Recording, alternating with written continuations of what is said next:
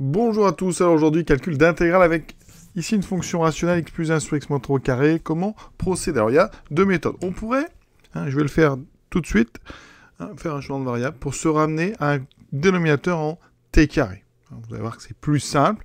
L'inconvénient, c'est que ça sera utile uniquement pour l'intégrale, alors que la deuxième méthode, ce qu'on appelle un DES, un développement en éléments simples, enfin une décomposition plutôt en éléments simples, eh bien ça peut être utile par exemple pour dériver. Donc ça a plus d'applications que le simple changement de variable. Donc première méthode, je vous propose d'abord le changement de variable et après on parlera du développement de la décomposition en éléments simples. Donc ici, eh bien, on va se ramener au dénominateur à un t carré, donc on va poser t égale x moins 3. Donc changement, il n'y a pas de problème pour le champ de variable. Les deux sont continus, dérivables, bijectives. Donc voilà, ça fait dt égale dx. Et donc mon intégrale, elle devient l'intégrale. Alors ici, quand x vaut 0, t vaut moins 3. Quand x vaut 1, t vaut moins 2. Ici, x plus 1, donc x vaut t plus 3. D'accord, il faut bien comprendre ça.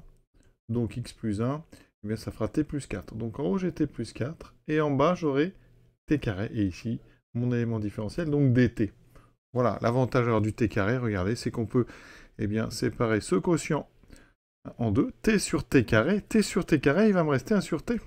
Et ensuite, plus 4 sur t carré. Et ça, les primitives, elles sont très simples. Là, en fait, l'exercice est terminé. Il reste juste à calculer. Donc, ça fera en primitive ln de valeur absolue de t, bien sûr, puisque t ici, vous voyez, est négatif, strictement.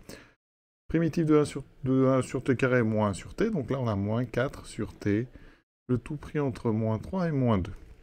Il reste donc valeur en moins 2, valeur absolue. Vraiment, l'important, c'est la valeur absolue. Ça fait n de 2. Moins 4 sur moins 2, ça fait plus 2. Ensuite, on remplace par moins 3, moins ln de moins 3, donc moins ln de 3. Ensuite, moins donc 4 sur moins 3, ça fera plus 4 sur 3. Il me reste donc ln de 2 moins ln de 3, c'est-à-dire ln, on va l'écrire comme ceci, ln de 2 tiers. 2 moins 4 tiers, ça fait 6 tiers moins 4 tiers, 2 tiers. Donc plus 2 tiers. Ça, c'est donc la méthode champ de variable. Vous voyez, c'est très simple. On sépare en deux. La décomposition en éléments simples. Comment ça va se passer? Alors, qu'est-ce que c'est que cette décomposition en éléments simples? Donc, on a dessous du x-3, eh bien, on sait, les propriétés, qu'on va pouvoir écrire ça sous la forme a sur x-3 plus b sur x-3 au carré. Alors, c'est assez simple à faire, surtout dans le cas où on a dessous un carré. Regardez, x plus 1 sur x-3 au carré. Je vais faire apparaître en haut un x-3. Donc j'ai pour l'instant x plus 1. Donc en haut, je vais mettre x moins 3. Comme j'ai plus 1, il faut que je compense. Ça fait x moins 3 plus 4. Voilà. Ensuite, je sépare en deux. X moins 3 sur x moins 3 au carré, plus 4 sur x moins 3 au carré. Et regardez ici, il y a une petite simplification x moins 3 en haut et en bas. Il me reste 1 sur x moins 3 plus 4 sur x moins 3 au carré. Et on a donc nos deux nombres a et b. Voilà. Il y a d'autres méthodes, il faut le savoir, mais celle-ci, elle fonctionne très bien, il n'y a pas de propriété derrière. Donc maintenant, on peut intégrer et trouver des primitives. En tout cas, on peut trouver des primitives sans problème.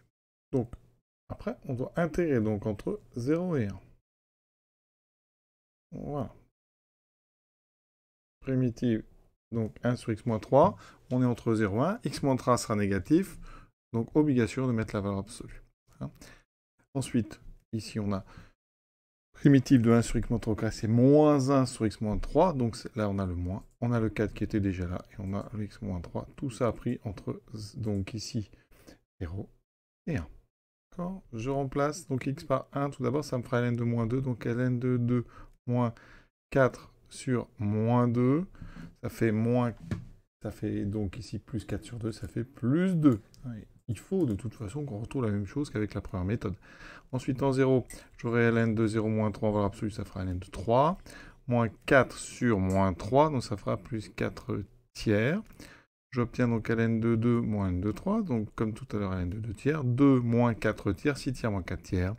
Il me reste 2 tiers, évidemment. Je trouve la même chose. Donc vous voyez, alors cette méthode, moi je la préfère.